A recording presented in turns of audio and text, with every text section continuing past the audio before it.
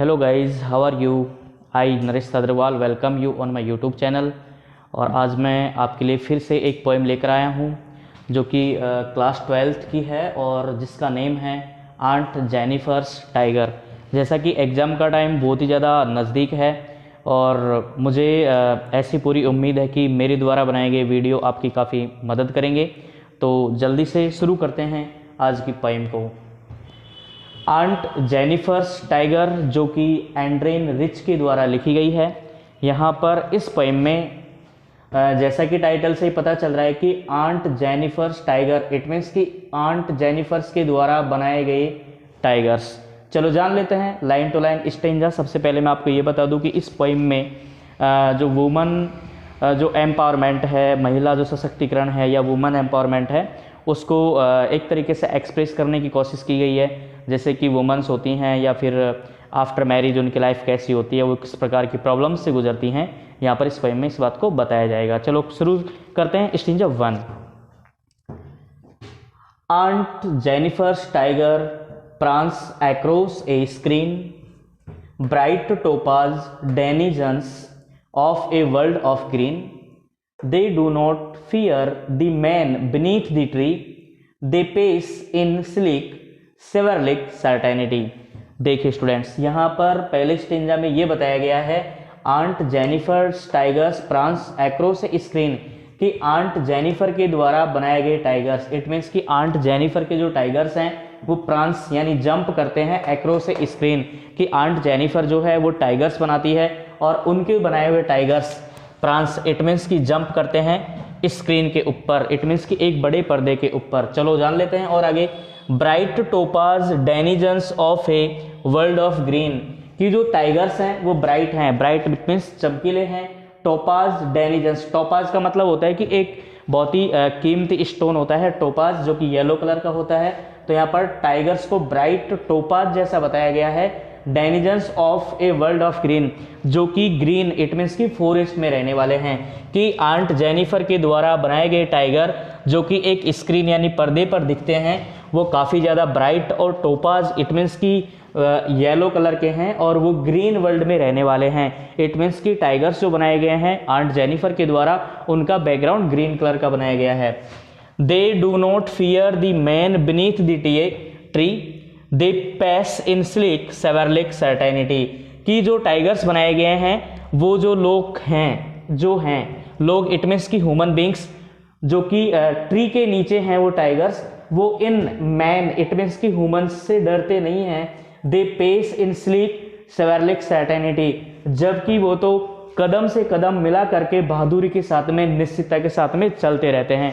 तो स्टूडेंट यहाँ पर फर्स्ट स्टेंजा में आंट जेनिफर हैं, राइटर की जो आंट जेनिफर हैं वो उसको आंट कहता है, उसके द्वारा वो टाइगर बनाने की बात कहता है और उसके टाइगर काफ़ी ज़्यादा ब्रेव हैं, प्राउड हैं, फियरलेस हैं और कॉन्फिडेंट है। यहाँ पर आंट जेनिफर के द्वारा जो टाइगर्स बनाए गए हैं वो ब्रेव, प्राउड और फियरलेस हमें बताए गए हैं। तो यहाँ पर स्टूडेंट्स ये बात बताई जा रही है कि आंट जेनिफर जो है वो एक मास्टरी है, वो एक हम ये कहें कि वो टाइगर्स बनाती है और उसके टाइगर्स एक तरीके से ब्रेव, प्राउड और फियरलेस और कॉन्फिडेंस को शो करते हैं। यहाँ पर इस स्टेंजा में जो आंट की जेनिफर की जो फीलिंग्स हैं, आंट जेनिफर की जो फीलिंग्स है, उनकी भावनाएं हैं, उनको एक्सप्रेस करने की कोशिश की गई है और यहाँ पर आंट जेनिफर के टाइगर ब्रेव, प्राउड और फियरलेस और कॉन्फिडेंस को बताने की कोशिश कर रहे हैं। अब देखते हैं guys second stanza. Aunt Jennifer's fluttering through her wool, find even the ivory needle hard to pull, the massive weight of uncle's wedding band sits heavily upon aunt Jennifer's hand, कि आंटी जब tigers design करती है वूल से किसी कपड़े के ऊपर तो उसके हाथ एक तरीके से सिस्टेमैटिक तरीके से चलते हैं। फाइंड इवन, लेकिन वो अब एक तरीके से ओल्ड एज में है। Find even the ivory needle hard to pull, लेकिन जिस सुई से, जिस हाथी दांत की सुई से वह उन टाइगर्स को बनाती है उसको कपड़े से निकालना उसके लिए भारी पड़ रहा है। क्यों भारी पड़ रहा है? कि एक तो वो ओल्ड एज में हो गई है, प्लस वो डोमेस्टिक वायलेंस या फिर डोमेस्टिक टॉर्चर से बहुत ही ज़्यादा परेशान है। इट मीन्स कि जो उसका हस्बैंड है उसको घर में एक तरीके से प्रॉब्लम देता है या फिर टॉर्चर करता है।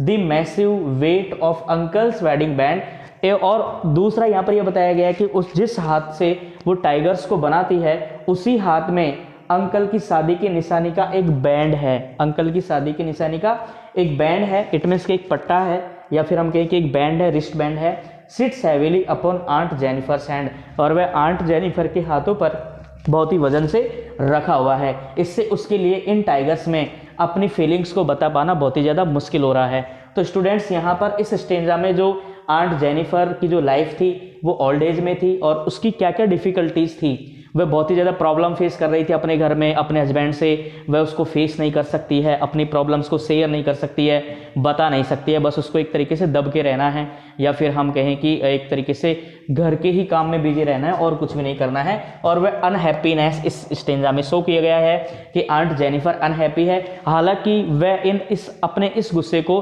टाइगर्स बना के एक्सप्लेन करती है, बट फिर भी उसकी लाइफ के ऊपर बहुत ज़्यादा बर्डन है लाइक उसके हस्बैंड का। अब देखते हैं stanza third stanza students. When aunt is dead her terrified hands will lie still ringed with orders she was mastered by. जब आंट की डेथ होगी तो उसके डरे हुए हाथ भी खत्म हो जाएंगे, आंट की मौत के साथ ही उनके हाथ भी मर जाएंगे। Still ringed with orders she was mastered bye, लेकिन फिर भी जिसकी उसकी लाइफ को उसके हस्बैंड के द्वारा मास्टर्ड इट मीन्स कंट्रोल किया गया था और उनके हाथों में जो कला थी वो भी खत्म हो जाएगी। तो जेनिफर जो एंड्रेन रिच हैं वो आंटी जेनिफर के बारे में ये कहती हैं, ऐसा सोचती हैं कि जब आंटी की डेथ होगी तो उसके हाथों की भी मौत हो जाएगी, साथ में उसके पास जो कला थी जो आर्ट थी वो भी खत्म हो जाएगी, और साथ ही साथ में उसकी जो बैड जो लाइफ थी, जो हमेशा से ही एक बर्डन लाइफ रही, बहुत ही ज़्यादा सैडेस्ट लाइफ रही, जो बैड एक्सपीरियंस उसकी लाइफ में रहा वो भी खत्म हो जाएगा उसकी डेथ के साथ में। But the tiger in the panel that she made will go on prancing proud and unafraid. लेकिन आंट ने जो टाइगर पैनल पर इट मीन्स कपड़े पर बनाए हैं वो हमेशा ही जारी रहेंगे, बने रहेंगे, प्रैंसिंग वो जंपिंग करते रहेंगे। वो चित्र उसकी सजीवता के प्रतीक है, लिवलीहुड के प्रतीक है, जो हमेशा ही प्राउड फील करवाएंगे और अनअफ्रेड रहेंगे। इट मीन्स कि आंट की डेथ तो हो जाएगी लेकिन उसने अपनी फीलिंग्स को जो चित्रों के माध्यम से बताने की कोशिश की है वो स्क्रीन पर हमेशा ही हैप्पी रहेंगे, प्राउड रहेंगे और फियरलेस रहेंगे। तो स्टूडेंट्स यहाँ पर इस पोएम में ओवरऑल पोएम की अगर हम बात करें तो एंड्रेन रिच अपनी आंट की जो बैड और ओल्ड एज डिफिकल्ट जो लाइफ है उसको बताने की कोशिश कर रही है। साथ में ही टाइगर्स को ब्रेव, प्राउड और फियरलेस और कॉन्फिडेंट बताया गया है। इट मीन्स वह टाइगर्स का चित्र बना करके अपनी भावनाओं को एक्सप्रेस करने की कोशिश कर रही है। तो ये थी आपकी ओवरऑल पोएम। उम्मीद है आपको पोएम समझ में आई होगी। इसकी क्वेश्चन आंसर आपको पीडीएफ फॉर्मेट में मेरे इंस्टाग्राम पर मिल जाएंगे। वीडियो अच्छी लगी हो तो लाइक, शेयर और सब्सक्राइब जरूर कर देना स्टूडेंट्स। मिलेंगे किसी ऐसी पोएम में, तब तक के लिए bye bye. Thank you for watching.